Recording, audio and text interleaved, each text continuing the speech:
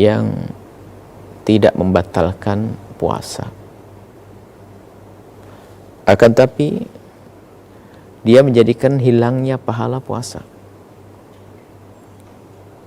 Sehingga seorang hamba yang berpuasa itu tidak mendapatkan kecuali lapar dan dahaga. Rukun puasa sudah jelas, itu puasa zahir. Akan tapi ada puasa batin. Dan Nabi menyebutkan tentang puasa batin, maknanya menjaga sesuatu yang menjadikan hilangnya pahala. Pahala ini kan tersembunyi. Pahala ini adalah hanya Allah yang tahu. Tidak terlihat, bukan seperti kita beli, kelihatan begitu, bukan. Pahala, bisa jadi pahala ini terhapus karena perilaku-perilaku atau perbuatan-perbuatan yang tidak kita sadari.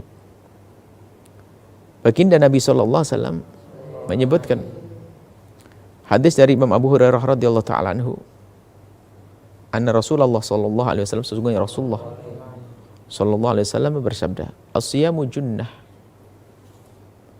Hendaknya yang namanya puasa itu bisa menjadi benteng, bisa menjadi tameng agar kita tidak masuk dalam kesalahan, kemaksiatan, dosa dan neraka.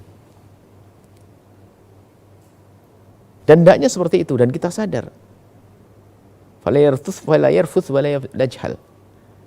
Yarfuth ini, maka kalau kita berpuasa ini hendaknya kita menghindari dari kalimat-kalimat yang kotor, jorok, membangkitkan syahwat, menjadikan sebab pertikaian, menjadikan sebab orang bermaksiat. Yarfuth wala yajhal. Jahal itu adalah melakukan sesuatu yang tidak pernah kita renungkan, padahal akibatnya itu membahayakan sekali.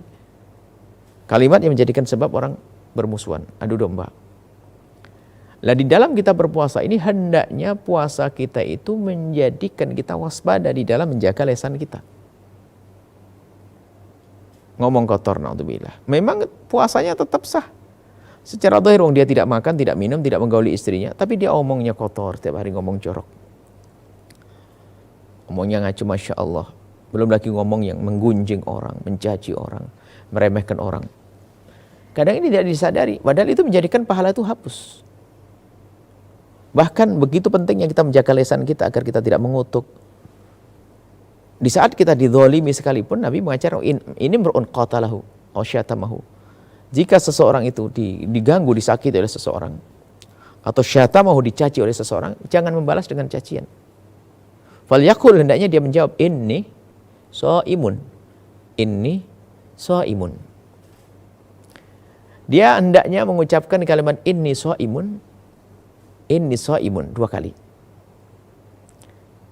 Para pensyarah hadis menyebutkan kenapa harus 2 kali.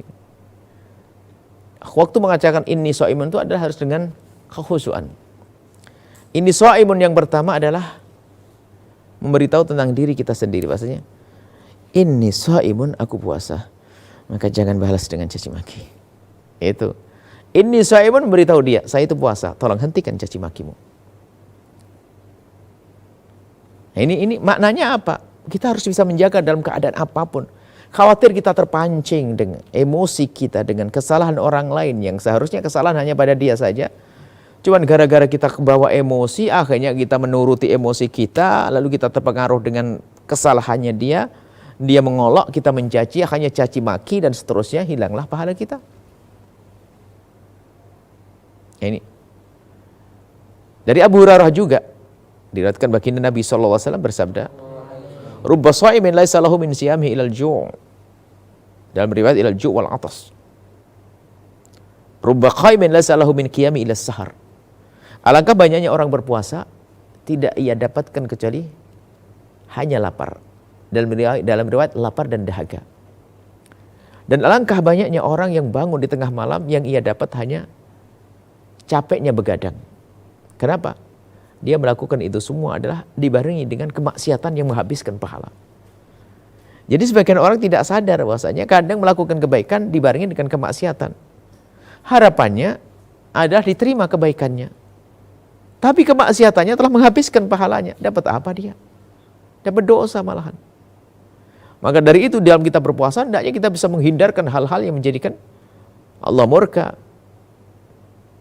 Seperti tadi menggunjing, mencaci, mengolok. Lesan kita jaga.